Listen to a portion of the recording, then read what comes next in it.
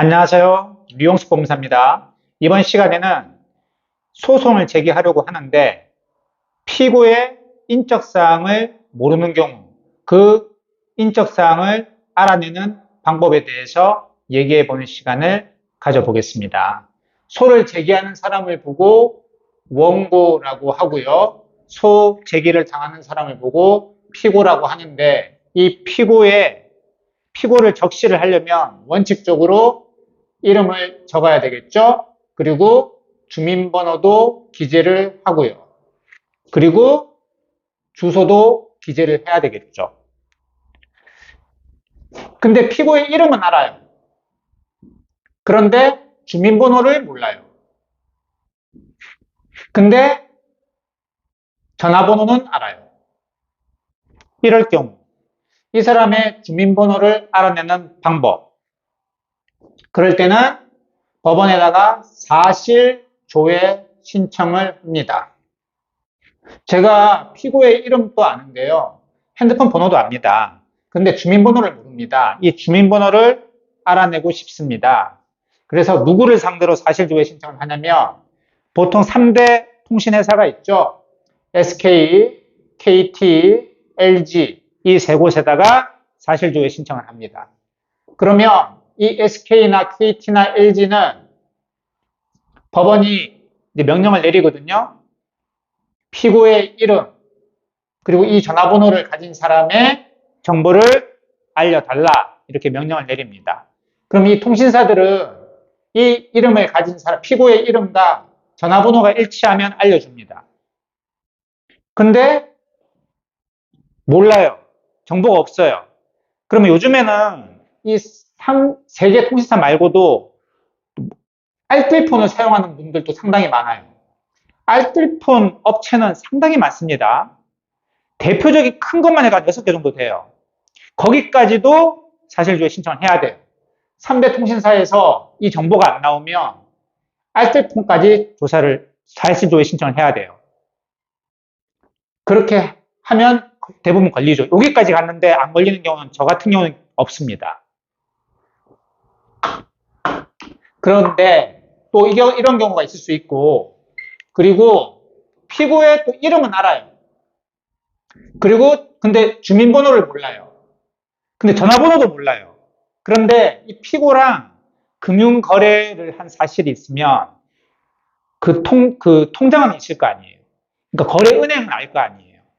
그러면 그 피고의 거래은행, 예를 들어서 국민은행이다 라고 한다면, 그리고 계좌번호까지 안다. 내가 그 계좌번호를 입금한 적이 있다. 이렇게 한다면 이때는 금융 거래 정보 제출 명령 신청이라는 것을 법원에다가 합니다.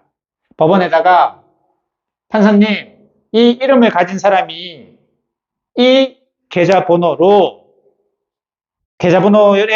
통장을 가지고 있습니다. 이 은행에.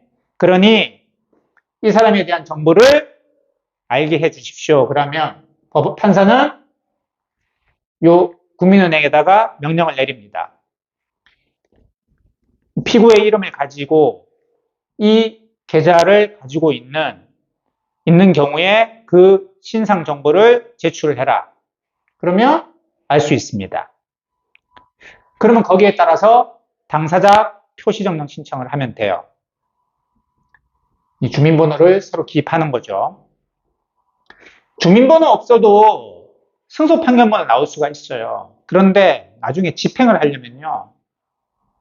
반드시 주민번호를 알고 있어야 됩니다. 그렇기 때문에 소송 단계에서부터 주민번호는 알아내셔야 돼요. 이런 걸 통해서. 그래서 이름을 알고 전화번호를 아는 경우, 그리고 이름을 알고 계좌번호를 아는 경우는 각각 사실조회 신청, 그리고 금융거래정보 제출 명령 신청, 이걸 통해서 이 피고의 주민등록번호를 알아낼 수 있습니다. 그런데 문제는 이름을 몰라요. 성명불상이에요. 그런데 전화번호는 알아요. 이런 경우 제가 좀 전에 말씀드렸죠. 이름을 알고 핸드폰 번호를 알고 있으면 각 통신사, 3대 통신사 플러스 알뜰폰 통신사까지 사실조회 신청을 통해서 이 피고의 인적사항을 알아낼 수 있다고요. 특히 주민번호를요. 그런데 이렇게 이름이 모를 경우, 이럴 경우에도 전화번호 아니까 통신사에다가 사실조회 신청하면 되는 거 아니야? 안 됩니다. 통신사에 이름이 모르는 상태에서 전화번호만 넣고 사실조회 신청하면요. 통신사에서는 아예 회신을 안 해요, 법원에다가. 전화번호만 가지고서는 신상정보를 안 알려줍니다. 그러면 이름을 모를 경우, 이럴 경우도 있느냐? 어떤 경우에 이런 경우가 많냐면, 대부업자인데, 이 등록된 대부업자가 아니라 정말 말 그대로 여러분들이 그 영화에서 나오는 그 조직 폭력배들이 운영하는 그런 사채업자들 있잖아요. 이런 사람들은 돈을 빌려줄 때 통장으로도 안 빌려주고요. 현금으로 그냥 주고 이름도 안 알려줍니다. 전화번호만 이렇게 당연히 이제 돈을 주고 또 받고 그래야 되니까 전화번호는 있죠. 근데 이 전화번호도 대포폰일 경우도 상당히 많습니다. 아무튼 소를 제기하려면 알아야 될 거 아니에요. 그리고 꼭 소제기가 아니더라도 개인 회생이나 개인 파산을 할 때 이 사채업자들도 채권자들이잖아요. 그럼 채권자 목록에 집어넣어야 되거든요. 그런데 이름을 몰라. 그럼 채권자 목록에 어떻게 집어넣어요? 넣긴 넣어야 되는데. 그럴 경우에도 활용할 수 있는 방안입니다. 이럴 경우에는 사실조회 신청이 아니에요. 문서 제출 명령 신청을 합니다. 누구를 상대로요? 상대는 똑같습니다. 통신사를 상대로. 문서 제출 명령하는 거예요.